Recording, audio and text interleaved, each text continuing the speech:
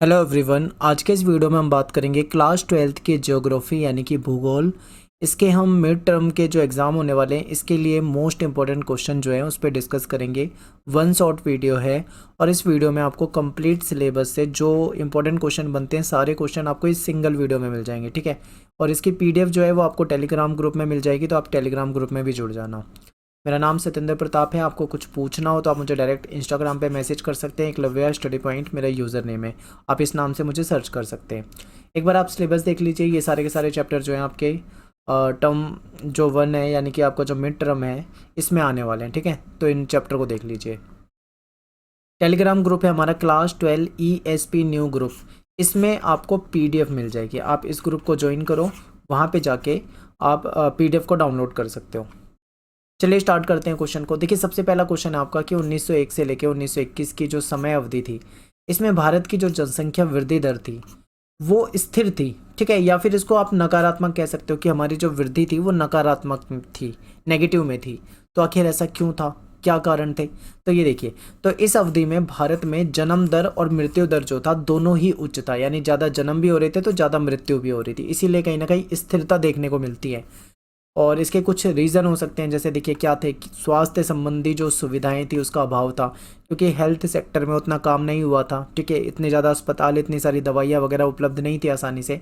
तो ये किसका रीज़न हो सकता है। सेकंड रीज़न है कि लोगों में साक्षरता प्रतिशत जो था वो बहुत कम था, यानी बहुत कम लोग साक्षर थे। ऐसा माना जाता है कि लगभग लगभग 12-15% लोग ही साक्षर रहे होंगे उस समय में, ठीक है।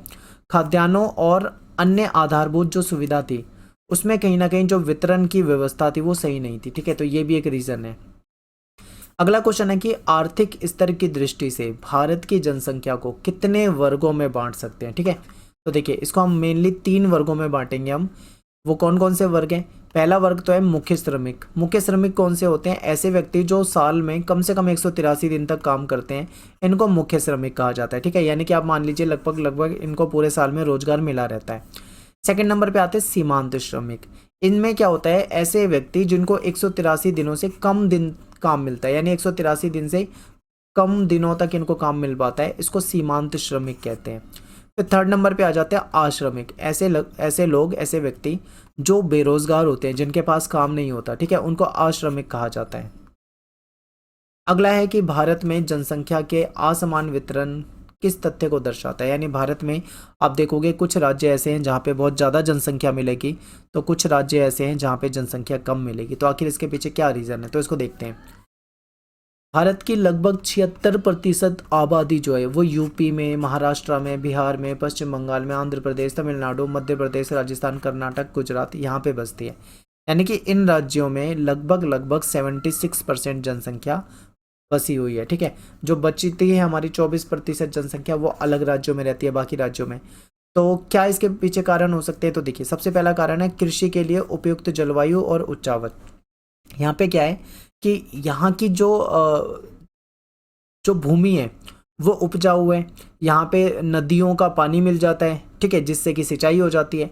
इसलिए यहाँ पे मतलब कृषि योग्य भूमि है, जिस कारण इन राज्यों में जो जनसंख्या है वो ज़्यादा है, क्योंकि यहाँ की जो मिट्टी है वो ज़्यादा जनसंख्या का पोषण कर सकती है। फिर सेकंड नंबर पे आते हैं औद्योगिक विकास। महाराष्ट्र, गुजरात, कर्नाटक जैसे राज्य जो हैं यहाँ पे कृषि के साथ साथ औद्योगिक विकास भी हो रखा है।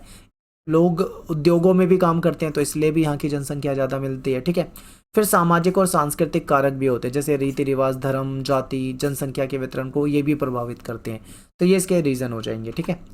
आगे देखिए, एक क्वेश्चन ये आपके पेपर में कई बार आता है कि जो किशोर हैं, किशोरों के सामने मुख्य समस्या क्या है, ठीक है। देखते हैं। किशोरों के सामने एक समस्या निरक्षरता। ज़्यादातर जो किशोर होते हैं, जो अडल्ट होते हैं, वो खासकर उसमें अगर बात करें महिलाओं की, स्त्रियों की, तो ये निरक्षर हैं। इसके कारण वे अपने परिवार और विकास, ठीक है, ये क्या करते हैं, अपने परिवार के विकास में योगदान नहीं दे पाते हैं, क्योंकि इनको एजुकेशन नहीं मिल पाती है, ठीक है। तो ये एक रीज़न है। दूसरा क्या है कि औसत दुरुपयोग। ये क्या करते हैं, कुछ बच्चे ऐसे होते हैं, किशोर ऐसे होते हैं जो अपने एजुकेशन को तो पूरी नहीं कर पाते, विद्यालय छोड़ देते हैं, और वो कहीं ना कहीं शराब में या फिर किसी अन्य नशे की लत लग जाती है, ठीक है। ड्रग्स लेने लग जाते हैं या नशे वाली चीज़ों में लग जाते हैं, जिसके कारण वो रास्ता भटक जाते हैं, ठीक है। और ऐसे लोग समाज के लिए एक तरह से अभिशाप बन जाते हैं, क्योंकि पूरे दिन नशे में डूबे रहते हैं और सामाजिक परिवेश को भी बिगाड़ते हैं ये लोग, क्योंकि क्रिमिनल एक्टिविटी भी इन्हीं से होती है। अगला क्वेश्चन है कि अगला पॉइंट है, सॉरी, विवाह की निम्न आयु। यहाँ पे क्या है कि जो विवाह होता है वो कम आयु में ही हो जाता है, ठीक है। इस कारण जो मातृ मृत्यु दर है वो भी बढ़ जाती है, जो आगे जाकर कहीं ना कहीं लिंग अनुपात जो होता है, सेक्स रेशियो जो होता है, उसको भी प्रभावित करती है। अगला है समुचित मार्गदर्शन का अभाव। किशोरों को समुचित मार्गदर्शन देने के लिए किसी ठोस कदम का अभाव, यानी कि किशोरों को चाहिए मार्गदर्शन, एक अच्छी गाइडेंस चाहिए, और इनको कोई अच्छी गाइडेंस मिल नहीं पाती। इस कारण भी ये क्या होते हैं, भटक जाते हैं। अगला क्वेश्चन है जनसंख्या घनत्व क्या होता है, और भारत में जनसंख्या घनत्व को प्रभावित करने वाले कारक। तो देखिए, जनसंख्या घनत्व जो होता है वो प्रति इकाई क्षेत्र में रहने वाले व्यक्तियों की संख्या के रूप में इसको परिभाषित किया जाता है, ठीक है। जनसंख्या घनत्व कैसे निकालते हैं, जनसंख्या और उसके क्षेत्रफल, ठीक है, जनसंख्या को उसके क्षेत्रफल से डिवाइड कर देते हैं, तो प्रति वर्ग किलोमीटर में जो भी लोग रहते हैं वो उसका जनसंख्या घनत्व कहलाता है। इसके बाद इसके वितरण को प्रभावित करने वाले कारण कौन से हैं, तो बहुत सारे कारण जो इसको प्रभावित करते हैं। एक है भू आकृति की भूमि, आप देखोगे जो समतल भूमि होती है वहाँ पे जनसंख्या ज़्यादा होती है, पहाड़ी ऊबड़ खाबड़ भूमि में लोग कम रहते हैं। फिर जल की उपलब्धता भी प्रभावित करती है, क्योंकि जहाँ पे पानी पीने का उपलब्ध है, सिंचाई के लिए पानी उपलब्ध है, वहाँ पे लोग ज़्यादा रहते हैं। जलवायु, जहाँ की जलवायु ठीक है, ठीक है, जहाँ पे जलवायु सही रहती है लोग वहाँ पे रहना पसंद करते हैं। औद्योगिक विकास भी एक कारण है, जहाँ पे उद्योग होते हैं वहाँ पे रोजगार होता है तो लोग वहाँ पे भी रहते हैं। नगरीकरण भी एक रीज़न हो जाएगा, ठीक है। स्थायी कृषि क्षेत्र, जहाँ पे स्थायी रूप से कृषि हो सकती है और लोग वहाँ पे रहते हैं। परिवहन की सुविधा जहाँ पे मौजूद हो वहाँ पे लोग रहना पसंद करते हैं। जहाँ पे खनिज संसाधन उपलब्ध हो, राजनीतिक स्थिरता हो, संसाधन उपलब्ध हो, अक्सर लोग यहाँ पे रहते हैं। तो जनसंख्या को ये सारे कारक जो है प्रभावित करते हैं, ठीक है, जनसंख्या के वितरण को। जहाँ पे ये सुविधाएं नहीं होती वहाँ पे जनसंख्या आपको बहुत ही कम मिलेगी। अगला क्वेश्चन है कि भारत की ग्रामीण बस्तियों को कितने प्रकार में रखा जा सकता है, तो कई प्रकार में इसको बांट सकते हैं। जैसे गुच्छित बस्तियां हो जाती है, अर्ध गुच्छित बस्तियां हो जाती है, पल्ली बस्तियां हो जाती हैं, परिक्षिप्त बस्तियां हो जाती है, ठीक है। तो इसको कई कैटेगरी में बांट सकते हैं। गुच्छित बस्तियां क्या होती है, ये जो बस्तियां होती है इसमें जो घर होते हैं इनका जो समूह होता है वो पास पास में होता है, ठीक है। इन गाँव में आवास स्थान जो होते हैं वो खेत खलिहान स्पष्ट रूप से अलग होते हैं। जलोढ़ मृदा जो है यहाँ पे पाई जाती है, ठीक है। इससे क्या है, ये जो जलोढ़ मृदा होती है इससे ज़मीन जो है उपजाऊ हो जाती है। और ये बस्तियाँ जो होती है ज़्यादातर आयताकार आपको इसके प्रतिरूप देखने को मिलेंगे। ये तो गुच्छित थी। अर्धगुच्छित की बात करते हैं। इसमें क्या होता है, किसी बड़े गाँव में समाज का कोई वर्ग किसी विशेष कारणों से गाँव से बाहर रहने लगता है। इस तरह की जो बस्तियाँ बनती हैं उसको अर्धगुच्छित कहा जाता है। इन गाँवों में बस्तियाँ जो होती हैं वो अलग अलग होती हैं। गुजरात और राजस्थान वाले क्षेत्रों में ऐसी बस्तियाँ आपको देखने को मिल जाएंगी। फिर है पल्ली बस्तियाँ। इसमें क्या होता है, ये जो बस्तियाँ होती हैं ये अनेक भागों में बटी होती हैं, किंतु उनका नाम जो होता है वो एक ही रहता है, यानी अलग अलग हिस्सों में है लेकिन उसका नाम जो है वो एक ही है। इन बस्तियों की इकाइयों को अलग अलग जगह पर अलग अलग नाम से जानते हैं। कहीं पे इसको पान्ना कहा जाता है, कहीं पे पाड़ा कहा जाता है, कहीं पाली कहा जाता है, कहीं नगला कहा जाता है, कहीं ढाणी कहा जाता है, ठीक है। अलग अलग नाम से इसको जानते हैं। ऐसे गांव मध्य और निम्न गंगा के जो मैदान है वहाँ पे छत्तीसगढ़ और हिमालय की निचली घाटी जो है यहाँ पे आपको पाए जाएंगे, ठीक है, इस जगह पे देखने को मिलते हैं। फिर है परिक्षिप्त बस्तियाँ। भारत में परिक्षिप्त या एकांकी इसको बस्ती कहा जाता है, ठीक है। इसका प्रारूप ज़्यादातर सुदूर जंगलों में झोपड़ी या झोपड़ी में समूहों के रूप में देखने को मिलता है। और मेघालय में, उत्तरांचल में, हिमाचल में, ठीक है, केरल में ऐसी बस्तियाँ पाई जाती है। ज़्यादातर ये क्या होती है, यहाँ पे दूर दूर घर होते हैं और ये पहाड़ी एरियो में आपको ज़्यादा देखने को मिलती हैं। अगला क्वेश्चन है कि भारत में भूमि उपयोग के किन्हीं 6 वर्ग के बारे में बताना है। तो एक तो देखिए भूमि आती है वनों के अधीन क्षेत्र, यानी जो वन वाला क्षेत्र हो जाता है।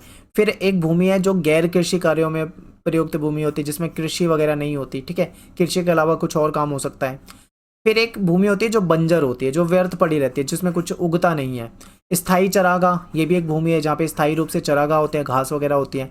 फिर कृषि योग्य भूमि, ठीक है, जो कि व्यर्थ है, यानी वो कृषि योग्य तो है लेकिन फिर भी वो खाली पड़ी हुई है, परती पड़ी हुई है। फिर वर्तमान परती भूमि, जो वर्तमान में परती पड़ी है, जिसमें मतलब खेती नहीं की जा रही हो, खाली पड़ी हो। फिर पुरातन परती भूमि, जो पुराने समय से ही, प्राचीन समय से ही परती पड़ी हो, खाली पड़ी हो। फिर निवल बोया गया क्षेत्र वगैरह हो जाता है। तो इस तरीके से कई सारी कैटेगरी में इसको बांटा जा सकता है। अगला क्वेश्चन है कि फसलों के लिए आर्द्रता के प्रमुख स्रोत के आधार पर भारतीय कृषि के 2 समूहों में वर्गीकृत करना है आपको, ठीक है। तो देखिए, पहला हो जाएगा आपका वर्षा निर्भर कृषि, दूसरा हो जाएगा सिंचित कृषि। वर्षा निर्भर कृषि कौन सी है, ये उन प्रदेशों तक सीमित है जहां वर्षा 75 सेंटीमीटर से कम है। यहाँ पे पूर्णतः वर्षा पर निर्भर है, ठीक है। यहाँ पे पूरी तरीके से बारिश के पानी पे निर्भर रहते हैं। और यहाँ पे आर्द्रता जो है उसकी मात्रा जो है उसके आधार, इसे आर्द्रता के आधार पे, ठीक है, इसको शुष्क भूमि या कृषि या आर्द्र कृषि भूमि में बांट सकते हैं इसकी आर्द्रता के हिसाब से, ठीक है। दूसरी है सिंचित भूमि। यहाँ पे वर्षा का जल तो चाहिए ही चाहिए, इसके अलावा अतिरिक्त जल की कमी को सिंचाई के द्वारा पूरा करते हैं, ठीक है। वर्षा से जो मिल गया जल वो ठीक है, इसके अलावा नहरों से या फिर ट्यूबवेल से या जैसे भी पानी मिलता हो उससे भी सिंचाई की जाती है। इसका उद्देश्य जो होता है वो होता है ज़्यादातर क्षेत्र जो है उसको पर्याप्त आर्द्रता मिल सके, ठीक है, इसको उपलब्ध कराना। टाइपिंग की मिस्टेक है यहाँ पे। फसलों को पर्याप्त मात्रा में पानी उपलब्ध कराकर अधिकतम उत्पादकता प्राप्त करना और कृषि योग्य क्षेत्र को बढ़ाना, ये इसका कुछ उद्देश्य होता है। नेक्स्ट है आपका भारतीय कृषि की प्रमुख समस्याओं का वर्णन करो। देखिए भारतीय कृषि में क्या समस्या आती है, मानसून सही तरीके से नहीं है, ठीक है। कई बार मानसून जल्दी आता है, कई बार देर से आता है, कभी बारिश कम होती है, कभी ज़्यादा होती है, कभी बेसमय बारिश हो जाती है, ठीक है, जिससे फसलें नष्ट हो जाती हैं। फिर है निम्न उत्पादकता, ये भी एक कृषि की समस्या है।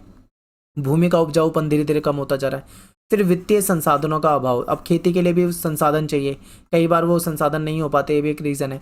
भूमि सुधार की कमी है, सरकार के द्वारा ये करनी चाहिए। छोटे खेत तथा विखंडित जोत, ये भी एक रीज़न हो सकता है। सिंचाई साधनों की कमी है, सिंचाई के साधन नहीं उपलब्ध हो पाते, ठीक है। और अत्यधिक रसायन यानी कि केमिकल्स जो है उसका बहुत ज़्यादा उपयोग किया जाता है, उर्वरक का बहुत ज़्यादा उपयोग किया जाता है, जिससे कि भूमि का उपजाऊपन जो है वो धीरे धीरे कम हो जाता है और जो उससे फसलें मिलती है वो भी कहीं ना कहीं नुकसानदायक हो सकती हैं, ठीक है। अगला क्वेश्चन है कि भारतीय अर्थव्यवस्था में कृषि का क्या महत्व है। तो देखिए भारत एक कृषि प्रधान देश है, यहाँ की जो बड़ी जनसंख्या है वो कृषि में ही लगी रहती है। तो भारतीय अर्थव्यवस्था जो मेनली टिकी हुई है वो कृषि पे ही है, ठीक है। देश की कुल श्रमिक शक्ति का 70% भाग जो है वो खेती में है। देश के कुल राष्ट्रीय उत्पाद में 26% योगदान जो है वो खेती का होता है। कृषि से क्या होता है कि कई कृषि प्रधान उद्योगों को कच्चा माल मिल पाता है, जैसे कि कपास का उद्योग हो गया, जूट हो गया, चीनी उद्योग हो गया, इनको कृषि से ही कच्चा माल मिलता है। कृषि से ही पशुओं को चारा मिल पाता है। कृषि जो है हमारी अर्थव्यवस्था की आधार ही नहीं बल्कि जीवन यापन की भी एक विधि है, ठीक है। और हमारे देश की जो अनाज की जो खपत पूरी करने में जो सबसे महत्वपूर्ण योगदान है वो हमारी कृषि का ही होता है। अगला है कि भारत में कुछ राज्यों में भौम जल यानी जो ग्राउंड वाटर लेवल होता है, ठीक है, जल होता है, उसमें अत्यधिक उपयोग के कारण उसके दुष्परिणाम बताने, यानी कि जो जमीन का जो जल है उसका बहुत ज़्यादा उपयोग कर लिया गया है, इसके कुछ दुष्परिणाम आपको बताने हैं। तो देखते हैं।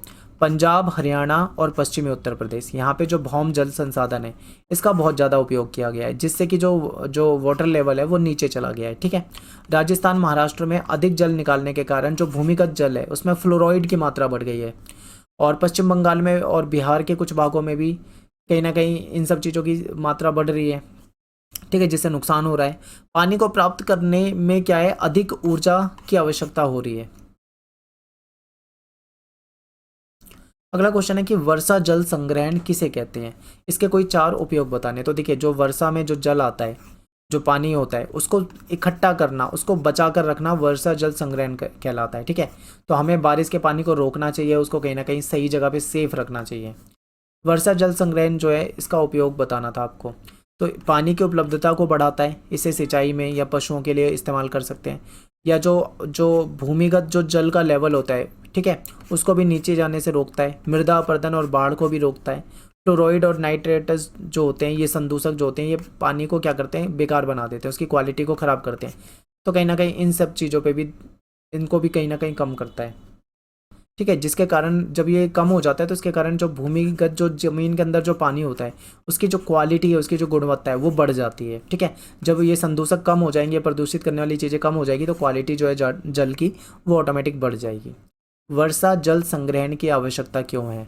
तो देखिए जल की जो मांग है वो बहुत ज़्यादा है और इसको हमेशा पूरा करते रहने के लिए कहीं ना कहीं हमें जल के संग्रहण की ज़रूरत है, ठीक है। सड़कों के जल भराव को रोकने के लिए भी इसको संग्रहित किया जा सकता है। मृदा अपरदन रोकने के लिए भी किया जा सकता है। जो ज़मीन में जो वाटर लेवल होता है, ठीक है, उसको ठीक ठाक बनाए रखने के लिए, जो पोल्यूशन है उसको कम करने के लिए, भौम जल की गुणवत्ता में सुधार करना, ग्रीष्मकाल में जल की घरेलू आवश्यकताओं की पूर्ति करने हेतु भी हमें जल की आवश्यकता जल को बचाने की आवश्यकता है, संग्रहण की आवश्यकता है। क्योंकि क्या होता है, बरसात के समय अगर पानी को हम बचा लेते हैं तो वो बाद के समय में भी यूज हो सकता है, ठीक है। गर्मियों में जब पानी की ज़्यादा ज़रूरत होती है तो ऐसे में बहुत ज़्यादा दिक्कत उठानी पड़ती है। तो अगर वर्षा जल का संग्रहण अगर करने लग जाएँ तो कहीं ना कहीं उस समस्या से निपटा जा सकता है, ठीक है। अगला क्वेश्चन है कि भारत में बढ़ती हुई सिंचाई की मांग के लिए जो कारक उत्तरदायी हैं वो कौन से हैं। तो देखिए, एक तो है वर्षा का असमान वितरण। बारिश जो है कभी बहुत ज़्यादा हो जाती है तो कभी बहुत कम होती है। बहुत ज़्यादा होती है तो भी नुकसान होता है, बहुत कम होती है तो भी नुकसान होता है। तो एक तो ये कारण है। फिर वर्षा की अनिश्चितता, कोई निश्चित नहीं है कि वर्षा हर बार आएगी ही आएगी, उतनी जितनी ज़रूरत है उतनी ही आएगी, जब ज़रूरत है तभी आएगी। तो ये भी एक समस्या है। फिर वर्षा प्रारूप में परिवर्तन, पहले क्या होता था कि बारिश का जो मौसम होता था उसमें बहुत बारिश होती थी, अब इसके प्रारूप में परिवर्तन देखने को मिल रहा है। अब बारिश का सीजन खत्म हो जाने के बाद भी बारिश आ जाती है, कभी भी कुछ भी हो जाता है। तो ये प्रारूप जो है बदल रहा है। फिर मानसूनी जलवायु भी एक रीज़न हो जाता है। खाद्यान्न और कृषि प्रधान कच्चे माल की बढ़ती हुई मांग, जो कच्चा माल है जैसे कपास हो गया, जूट हो गया, ठीक है, चीनी हो गई, ये सारी चीज़ें, चीनी के लिए गन्ना हो गया, इन सब की मांग जो है वो बढ़ रही है। तो ये भी एक कारक है, ठीक है। अगला क्वेश्चन है कि जल संसाधनों के कम होने के उत्तरदायी किन्हीं 3 कारकों की व्याख्या कीजिए। भारत में जल प्रदूषण को नियंत्रित करने के लिए कुछ उपाय बताइए। तो जल का क्या है, बहुत ज़्यादा उपयोग हो रहा है। बढ़ती जनसंख्या के कारण जल का उपयोग जो है तेज़ी से बढ़ रहा है। घरेलू और औद्योगिक क्षेत्र में लगातार पानी का उपयोग बढ़ रहा है, जिसके कारण जल संसाधन की कमी हो रही है और इसका दुरुपयोग भी बहुत ज़्यादा हो रहा है। दुरुपयोग होने के कारण भी पानी में कमी आ रही है, ठीक है। नगरीय क्षेत्रों में कंक्रीट युक्त होना, देखिए नगरीय क्षेत्रों में ज़्यादातर जो सड़कें होती है वो कंक्रीट से बनती हैं।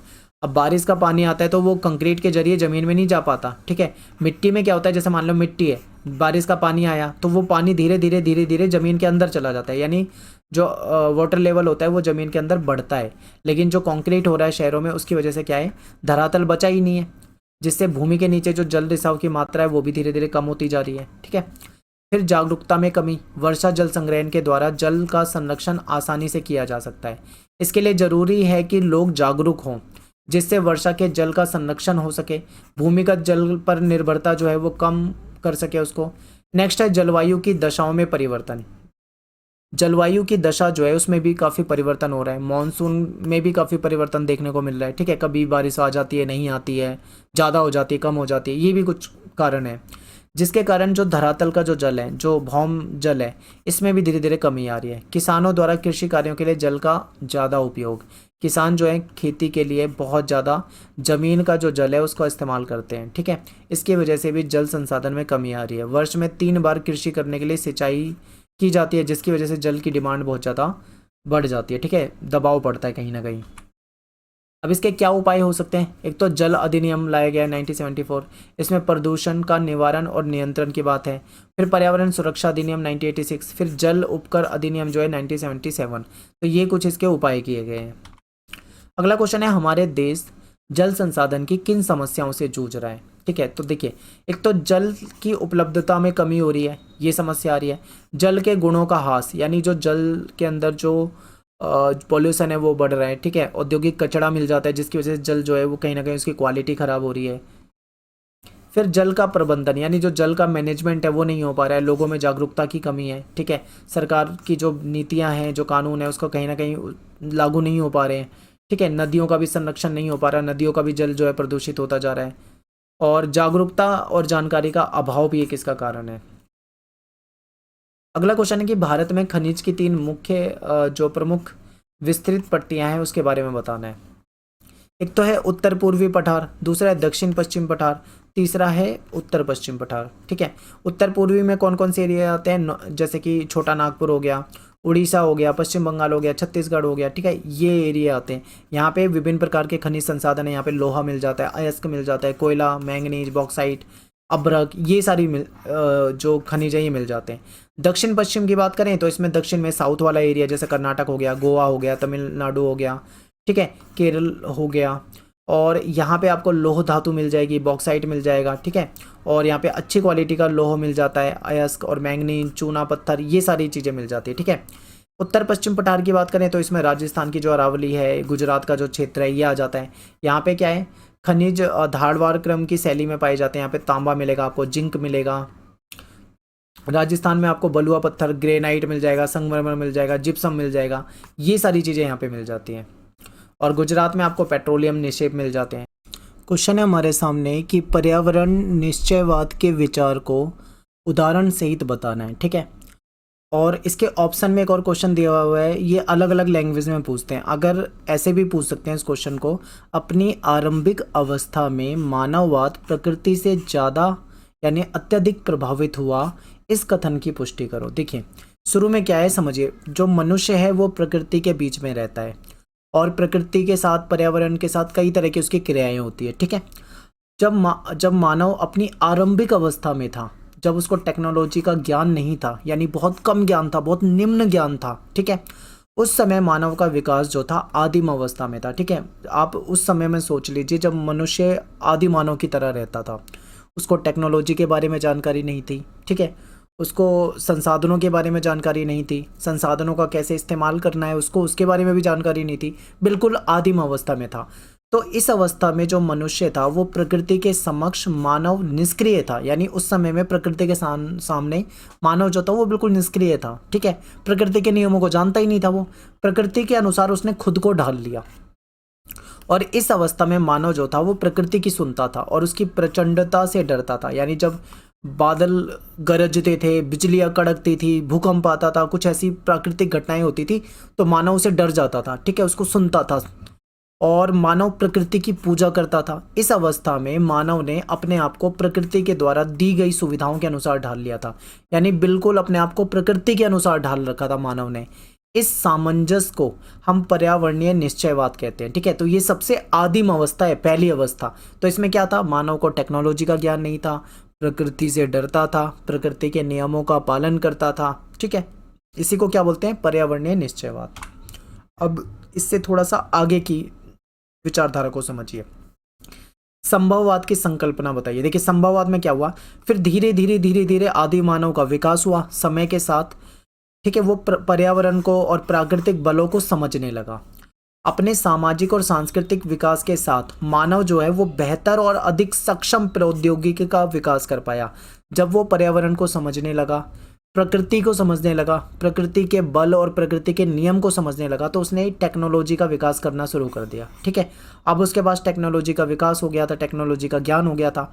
फिर अब वो अभाव वाली अवस्था में नहीं है, बल्कि अब वो स्वतंत्रता की अवस्था में चला गया, यानी अभाव वाली अवस्था को छोड़कर स्वतंत्रता की ओर चल दिया। पर्यावरण से प्राप्त संसाधनों के द्वारा वे संभावनाओं को जन्म देने लगा। जो पर्यावरण से उसको संसाधन मिलते थे उससे वो नई नई संभावनाओं को विकसित कर रहा था। मानवीय क्रियाएं जो है वो सांस्कृतिक भूदृश्य की रचना कर रही थी। कैसे, देखिए मानव जो था जब उसको प्रकृति का ज्ञान हुआ तो उसने बहुत सारी चीजें बनाई। अब समझिए, उच्च भूमियों पर स्वास्थ्य विश्राम स्थल बना दिए, विशाल नगरीय प्रसार यानी नगरों का प्रसार कर दिया, खेत बनाए, खेती करनी शुरू करी, ठीक है, फल वगैरह उगाने शुरू करे, पहाड़ियों में चरागाह बना दिए, जो समुद्र तट था उस पर पत्तन बनाए, महासागरीय तल पर और समुद्री मार्ग और अंतरिक्ष में उसने उपग्रह, अंतरिक्ष वगैरह पे उपग्रह इत्यादि भेजने शुरू करे। तो यहाँ पे क्या है, ये सब कैसे हो पाया, जब उसको प्रकृति का ज्ञान हुआ, ठीक है, जब उसको टेक्नोलॉजी का ज्ञान हुआ, प्रौद्योगिकी का ज्ञान हुआ, तब उसने धीरे धीरे अपना विकास करना शुरू करा और इसी को कहते हैं संभववाद, ठीक है। इसमें ये, इस विचारधारा में ये माना जाता है कि प्रकृति जो होती है ना वो हमको अवसर देती है, यानी प्रकृति मानव को अवसर देती है और मानव क्या करता है, उस अवसर का उपयोग करता है और फिर धीरे धीरे प्रकृति का मानवीकरण हो जाता है, ठीक है।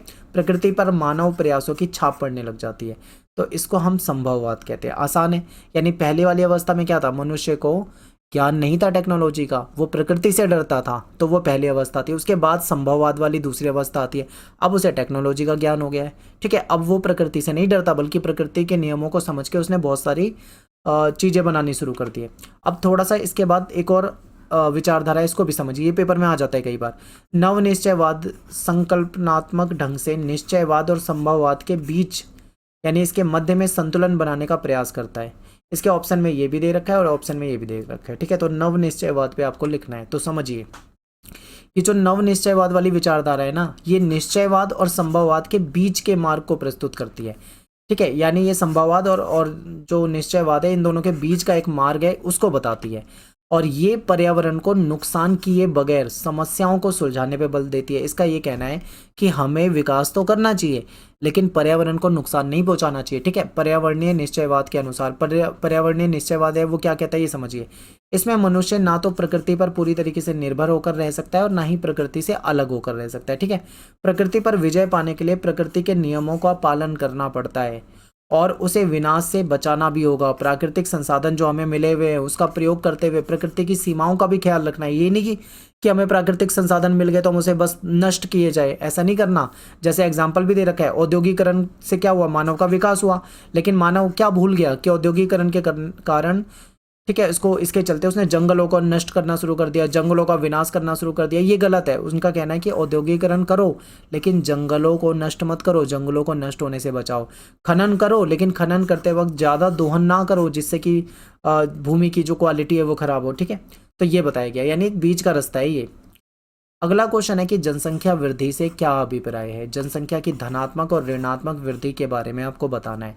तो देखिए, किसी निश्चित समय अवधि के दौरान जनसंख्या में होने वाले परिवर्तन को जनसंख्या वृद्धि कहते हैं। यानी कोई निश्चित समय अवधि, मान लो जैसे 2010 से 2020 तक, ये क्या हो गया, एक निश्चित समय अवधि हो गई 10 साल की। ठीक है, इस निश्चित समय अवधि के दौरान जनसंख्या में जो परिवर्तन होता है उसको जनसंख्या वृद्धि कहते हैं।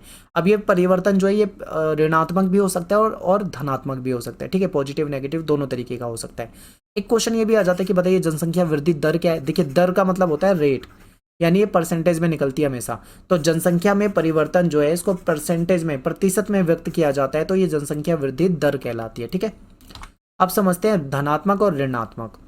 देखिए, जनसंख्या में दो तरह की वृद्धि होती है, या तो जनसंख्या बढ़ जाती है या जनसंख्या घट जाती है, दोनों को वृद्धि ही कहा जाता है। ठीक है, एक को धनात्मक वृद्धि कहते हैं, एक को ऋणात्मक कहते हैं। तो देखिए, दो समय अंतराल के बीच में जब जन्म दर और मृत्यु दर से अधिक हो जाए, यानी कि ज़्यादा जन्म हो मृत्यु कम हो जाए, तो ऐसे में क्या होगा, जनसंख्या जो है बढ़ेगी। ठीक है, तो इसको धनात्मक कहेंगे। अब इसी के एक ऑप्शन में भी हो सकता है। देखिए, मान लीजिए कोई देश है, वहाँ पे दूसरे देश से लोग आ जाते हैं और परमानेंट वहीं पे बस जाते हैं, परमानेंट वहीं पे प्रवास कर जाते हैं, वहीं पे रहने लग जाते हैं। तो क्या होगा, जिस देश से आए हैं वहाँ से तो उनकी जनसंख्या कम हो गई, लेकिन जिस देश में परमानेंट रह रहे हैं वहाँ पे जनसंख्या बढ़ गई। तो ये भी एक तरह से धनात्मक वृद्धि है। जरूरी नहीं है कि जन्म के द्वारा ही जनसंख्या बढ़ती है, बाहर से लोग आते हैं तो उससे भी जनसंख्या बढ़ती है। ठीक है, क्लियर है। अब दूसरा है ऋणात्मक। ऋणात्मक का मतलब होता है नेगेटिव, यानी कि जनसंख्या को कम होना।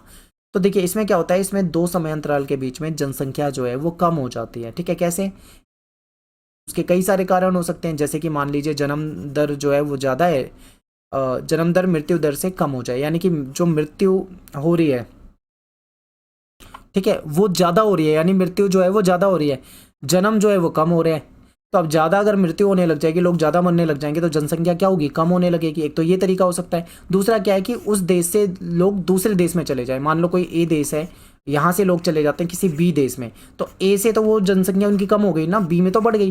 तो ये भी एक रीज़न हो सकता है। मान लीजिए ए से चले गए तो यहाँ पे फिर भी जनसंख्या कम हो जाएगी। ठीक है, तो ये दोनों कारण हो सकते हैं। और अगला क्वेश्चन है, जनसंख्या के बढ़ने या घटने के प्रमुख परिणाम की व्याख्या करो। देखिए, जनसंख्या बढ़ती है तो क्या होता है, संसाधन पे ज़्यादा लोड पड़ेगा, संसाधन तेज़ी से ख़त्म होंगे, जनसंख्या के भरण पोषण की समस्या आने लगेगी, विकास नहीं हो पाएगा। ठीक है, ये सब नुकसान है। जनसंख्या घटेगी तो क्या है, संसाधन जो है वो हमें मिले हुए हैं उसका पूरी तरीके से इस्तेमाल ही नहीं हो पाएगा, क्योंकि लोग कम हो जाएंगे, संसाधन ज़्यादा हो जाएंगे। समाज की जो संरचना है वो अस्थिर हो जाएगी, देश का भविष्य जो है वो चिंता और निराशा में डूब जाएगा। लिंग अनुपात यानी जो सेक्स रेशियो होता है उसमें भी एक तरह से संतुलन नहीं बन पाएगा। तो जनसंख्या ना तो बहुत ज़्यादा होनी चाहिए और ना ही जनसंख्या बहुत कम होनी चाहिए। ठीक है, जनसंख्या कम भी होना नुकसानदायक है और ज़्यादा होना भी नुकसानदायक है, एक एवरेज सा रहना चाहिए। अगला क्वेश्चन है कि विश्व में जनसंख्या के वितरण और घनत्व को प्रभावित करने वाले कारक आपको बताने हैं। तो इसके तीन तरह के कारक होते हैं, एक तो भौगोलिक कारक होता है, एक आर्थिक और एक सामाजिक सांस्कृतिक। भौगोलिक में क्या होता है, लोग ये देख के जाते हैं, ऐसी जगह पे लोग ज़्यादा बसना पसंद करते हैं जहाँ पे पानी उपलब्ध हो। ठीक है, जहाँ की मिट्टी उपजाऊ हो, जहाँ पे जलवायु अनुकूल हो और जहाँ पे अच्छी भू आकृति हो, यानी समतल हो। समतल में लोग हमेशा ज़्यादा रहते हैं। ठीक है, ऊबड़ खाबड़ पहाड़ों में कभी नहीं मिलेंगे आपको ज़्यादा जनसंख्या, आपको हमेशा समतल में मिलेगी। जहाँ पे जलवायु ज़्यादा अच्छी होगी वहीं पे लोग ज़्यादा रहेंगे, जहाँ पे मिट्टी उपजाऊ होगी वहाँ पे लोग ज़्यादा रहेंगे, जहाँ पे जल उपलब्ध होगा वहाँ पे लोग ज़्यादा रहेंगे, ठीक है। तो ये तो भौगोलिक कारक हो गए। फिर आर्थिक में क्या आता है, जहाँ पे खनिज संसाधन उपलब्ध हो, जहाँ पे उद्योग उपलब्ध हो, जहाँ पे नगरीकरण, नगरों में क्या होता है, लोगों को सुविधाएं मिल जाती है। उद्योग में क्या होता है, लोगों को रोजगार मिल जाता है। खनिज में क्या होता है, खनिज संसाधन जहाँ पे होते हैं वहाँ पे उद्योग भी होते हैं, ठीक है, और यहाँ पे भी रोजगार मिल जाता है। तो ये आर्थिक कारक है। सामाजिक सांस्कृतिक में क्या होता है, स्थान का महत्व, जैसे मान लो कोई धार्मिक स्थान हो, कोई प्राचीन इतिहास हो जिसका, ठीक है, कोई बहुत अच्छी जगह हो, देखने में बहुत अच्छी हो, तो ऐसी जगह में भी लोग जाना रहना पसंद करते हैं। एक क्वेश्चन काफी आता है, प्रवास के अपकर्ष और प्रतिकर्ष कारक। अपकर्ष में क्या होता है, बेहतर, सब कुछ अच्छा हो, और प्रतिकर्ष में सब कुछ बुरा हो। तो देखिए, प्रवास यानी लोग एक जगह से दूसरी जगह जाते हैं, उसे प्रवास कह रहे हैं, ठीक है। तो प्रवास के दो कारण हो सकते हैं, या तो लोग वहां पे खुश होकर जा रहे हो, या फिर लोग वहां से दुखी होके जा रहे हो, ठीक है। जहाँ पे दुखी होके जा रहे हैं उसको प्रतिकर्ष कहेंगे, और जहाँ पे खुश होकर जा रहे हैं उसे अपकर्ष कहेंगे। तो ये आपको याद रखने का एक तरीका है। तो देखिए, आप खुश होकर कहाँ पे जाओगे, जहाँ पे रोजगार के अच्छे अवसर मिलेंगे, जहाँ पे रहन सहन की अच्छी दशा होगी, जहाँ पे शांति होगी, समृद्धि होगी, आप वहीं रहोगे। जहाँ पे जलवायु बहुत अच्छी होगी, जहाँ पे जीवन और संपत्ति को सुरक्षा मिलेगा, सेफ्टी मिलेगी, आप वहाँ रहोगे। तो ये क्या होंगे, यहाँ पे लोग खुश होकर जाएंगे। और लोग दुखी होकर कहाँ से भगेंगे, जहाँ पे राजनीतिक अशांति हो, जहाँ पे रोज लड़ाई दंगे रहते हो, ठीक है, जहाँ पे रहन सहन की दशाएं अच्छी ना हो, जहाँ महामारी फैल रही हो, जलवायु जहाँ पे अच्छी ना हो, जहाँ बार बार प्राकृतिक विपदाएं आती हो, तो ऐसी जगह से लोग भगेंगे, ठीक है, यानी यहाँ से दुखी होकर भगेंगे। तो आपको समझ में आ गया अपकर्ष और प्रतिकर्ष, याद रखना। अगला क्वेश्चन है, मानव विकास के विभिन्न उपागम का वर्णन करना है। तो 4 उपागम होते हैं। देखिए, सबसे पुराना उपागम है आय उपागम। हम कैसे मानते हैं कि किसी व्यक्ति का विकास हो रखा है, हम सीधा सीधा उसकी आय के साथ जोड़कर देखते हैं। हम देखते हैं कि अगर व्यक्ति बहुत अच्छा पैसा कमाता है, बहुत अमीर है, ठीक है, उसका आय का स्तर अगर ऊंचा है, अच्छा पैसा कमा रहा है, तो हम उसको क्या देख लेते हैं, हम सोचते हैं वो उसका विकास हो रखा है, वो विकसित है, हम यही सोचते हैं ना। तो ये सबसे पुराना उपागम हो गया। दूसरा है कल्याण उपागम। ये मानव को लाभार्थी और सभी विकासात्मक गतिविधियों को लक्ष्य के रूप में देखता है। इसमें क्या होता है कि जो हमारी सरकार होती है ना, वो कल्याण पर, यानी लोगों के कल्याण पर ज़्यादा खर्चा करती है, जिससे कि मानव विकास का स्तर जो है उसमें वृद्धि हो सके, उसको बढ़ाया जा सके। आधारभूत आवश्यकता उपागम, इस उपागम को मूल रूप से अंतर्राष्ट्रीय जो श्रम संगठन है, ठीक है, इंटरनेशनल लेबर ऑर्गेनाइजेशन, इसने प्रस्तावित किया है। इसमें 6 न्यूनतम आवश्यकता जो है उसको ध्यान में रखा जाता है। यानी ये देखा जाता है कि अगर लोगों की 6 बेसिक नीड जो है वो पूरी होनी चाहिए। जैसे कि क्या, लोगों को एजुकेशन चाहिए, लोगों को खाना चाहिए, लोगों को जल चाहिए, लोगों को स्वच्छता चाहिए, स्वास्थ्य चाहिए, और रहने के लिए एक अच्छा घर चाहिए, ठीक है। इनमें मानव विकल्पों के प्रश्न की उपेक्षा की जाती है। अब यहाँ पे क्या है, अगर ये चीज़ें उपलब्ध है लोगों को, तो उसको हम क्या बोलेंगे, आधारभूत आवश्यकता उपागम में रख के देखेंगे। फिर है क्षमता उपागम। ये किसने दिया है, प्रोफेसर अमर्त्य सेन ने दिया है ये उपागम। इनका ये कहना है कि अगर मानव की संसाधन तक पहुंच है, ठीक है, यानी संसाधनों तक पहुंच के क्षेत्रों में मानव क्षमताओं का निर्माण करना बढ़ते मानव विकास की कुंजी है। यानी कि अगर मानव की संसाधनों तक पहुंच है, उसकी क्षमता में है वो चीजें, तो उसको भी क्षमता उपागम में जोड़ के देखा जाएगा। अगला क्वेश्चन है कि मानव विकास के 4 प्रमुख स्तंभ क्या है। तो सबसे पहला है समता, यानी मानव जो है उसे सम्मान चाहिए, समानता चाहिए, ठीक है। तो उसको जो अवसर मिलते हैं उसमें उसको समान भागीदारी मिलनी चाहिए, उसके साथ किसी तरीके का भेदभाव नहीं होना चाहिए।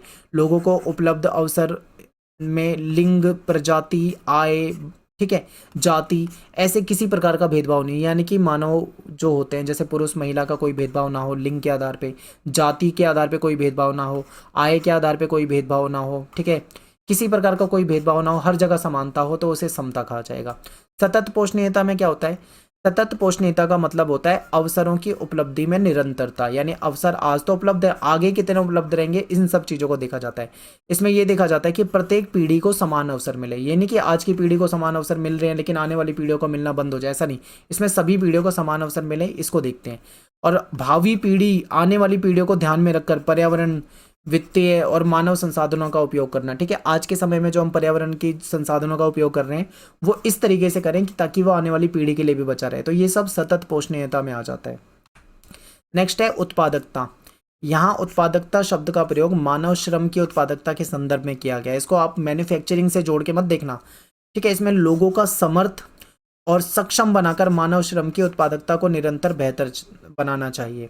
यानी कि जो या इसका कहने का मतलब ये है कि लोगों को ज्ञान दो, ठीक है, लोगों को सुविधाएं दो ताकि लोग क्या करें, बेहतर अपना उत्पादकता दे सके, ठीक है, अपनी बेहतर प्रोडक्टिविटी जो है वो दे सके अपने श्रम के रूप में, ये बताया जाता है। और लोगों के ज्ञान को बढ़ाने के प्रयास तथा उन्हें बेहतर चिकित्सा सुविधा उपलब्ध कराने से उनकी कार्य क्षमता बेहतर होगी, ऐसा माना जाता है। चौथा है हमारा सशक्तिकरण। सशक्तिकरण का मतलब क्या होता है, आर्थिक और सामाजिक रूप से जो पिछड़े हुए लोग हैं उनको हर तरह से समर्थ बनाना, ठीक है, जिससे वे विकल्प चुनने के लिए स्वतंत्र हो, उनके पास 36 ऑप्शन होने चाहिए, इस लेवल का उनको बना देना। अगला क्वेश्चन है, संसार के विभिन्न देशों में मानव विकास के निम्न और उच्च स्तर क्यों दिखाई पड़ते हैं, ठीक है, कुछ देश में आप देखोगे लोगों का स्तर बहुत ऊंचा है, कुछ देश में बहुत नीचा है, ऐसा क्यों होता है, तो देखिए उच्च स्तर वाले देशों को देखो पहले। इन देशों में जो सेवा होती है जैसे शिक्षा हो गई, स्वास्थ्य हो गई, इस पे सरकार जो है बहुत ज़्यादा पैसे खर्च करती है और इन सेवाओं को उपलब्ध कराना सरकार की प्राथमिकता होती है। राजनीतिक उपद्रव आपको यहाँ पे नहीं देखने को मिलेगा, सामाजिक अस्थिरता आपको यहाँ पे देखने को नहीं मिलेगी जो डेवलप देश होते हैं, ठीक है। यहाँ बहुत अधिक सामाजिक विविधता भी नहीं होती, एक जैसे ही लोग रहते हैं, ज़्यादातर एक ही जाति के, एक ही धर्म के, ज़्यादातर लोग ऐसे ही होते हैं। इसमें नॉर्वे आ जाएगा, आइसलैंड आ जाएगा, ऑस्ट्रेलिया आ जाएगा, लग्जमबर्ग आ जाएगा, कनाडा आ जाएगा, ये सारे देश आ जाते हैं, ठीक है। दूसरी तरफ बात करते हैं निम्न स्तर वाले देश। यहाँ पे क्या होता है, सामाजिक सेवाओं में सरकार द्वारा आवश्यक निवेश, सरकार का जो ज़्यादा निवेश जाता है वो लोगों को रोजगार वगैरह देने में चला जाता है, ठीक है। इन देशों में प्रतिरक्षा और गृह कलह शांत करने में ज़्यादा व्यय होता है, क्योंकि इन देशों में क्या होता है, कहीं ना कहीं दंगे चलते रहते हैं, लड़ाई झगड़े चलते रहते हैं, कलेश होता है देश के अंदर, इन सब को शांत करने में सरकार की ज़्यादा एनर्जी और ज़्यादा पैसा जाता है। अधिकांश देशों में आर्थिक विकास की गति यहाँ पे क्या होती है, ज़्यादातर धीमी होती है और यहाँ पे राजनीतिक उपद्रव होता है, गृह युद्ध होता है, सामाजिक अस्थिरता होती है, अकाल, बीमारी, इन सब चीज़ों से गुजर रहा होता है, तो तभी इसीलिए इसको निम्न स्तर वाले देश कहा जा रहा है। अगला क्वेश्चन है, डेयरी कृषि की सफलता किन बातों पर निर्भर करती है, यानी डेयरी कृषि के बारे में आपको बताना है, ठीक है, इसकी विशेषता बतानी है। तो देखिए ये एक विशेष प्रकार की कृषि है, इसमें क्या होता है, इसमें पशुओं को दूध के लिए पाला जाता है, इसको आप खेती वाला मत समझना, पशुओं को पूरे एक सिस्टम से पालना, इसको डेयरी कृषि कहा जाता है, ठीक है। इसमें पशु पाले जाते हैं और उनको दूध के लिए पाला जाता है, उनके स्वास्थ्य की, उनके प्रजनन की, उनकी चिकित्सा जो होती है उस पर ध्यान दिया जाता है। इसमें पूंजी जो है काफ़ी लगती है, ठीक है, पशुओं के लिए छप्पर, घास संचित करना, ठीक है, और दूध उत्पादन में जो यंत्र लगाए जाते हैं उसमें, इन सब चीज़ों में काफ़ी पूंजी लगती है, बहुत ज़्यादा पैसा लगता है। श्रम, पशुओं को चराने में, दूध निकालने में पूरे साल भर लेबर यानी श्रम की जरूरत पड़ जाती है।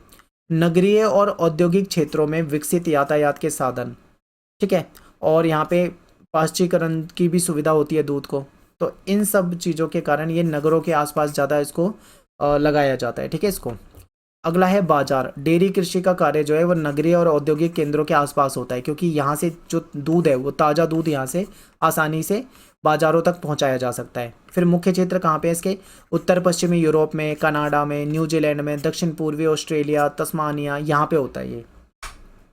अगला है, ये क्वेश्चन आपके पेपर में बहुत आता है, इसे रट के जाना, भूमध्य सागरीय कृषि की विशेषता बताओ। ये कृषि भूमध्य सागरीय जलवायु वाले प्रदेश में की जाती है। ये विशिष्ट प्रकार की खेती है, इसमें खट्टे फल के उत्पादन पर ज़्यादा बल दिया जाता है, ठीक है, खट्टे फलों पे ही आधारित है ये। इसे शुष्क कृषि भी कहते हैं। गर्मी के महीने में इसमें अंजीर और जैतून उगाते हैं। सर्दियों में यूरोप और यूएस से हो गया, यहाँ पे फल और सब्जियों की मांग जब बढ़ती है तो यही क्षेत्र जो है उसकी आपूर्ति करता है। इस क्षेत्र में कई देश अच्छे किस्म के अंगूर उगाते हैं, ठीक है, और इस अंगूर से अच्छी क्वालिटी की शराब बनाई जाती है, ठीक है, शराब। और नेक्स्ट आपका मिश्रित कृषि की विशेषता बतानी है आपको। तो ये जो मिश्रित कृषि होती है, इस प्रकार की कृषि में फसल उत्पादन एवं पशुपालन दोनों को समान महत्व दिया जाता है। इसमें फसल उत्पादन भी होता है और पशुपालन भी होता है, ठीक है।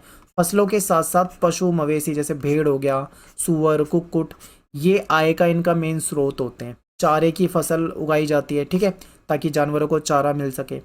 और इस कृषि में खेतों का आकार जो होता है वो मीडियम साइज़ का होता है, ना तो बहुत बड़े ना बहुत छोटे। इसमें बोई जाने वाली जो फसलें हैं, इसमें गेहूँ, जौ, राई, जई, मक्का, कंदमूल, ये सब बोए जाते हैं।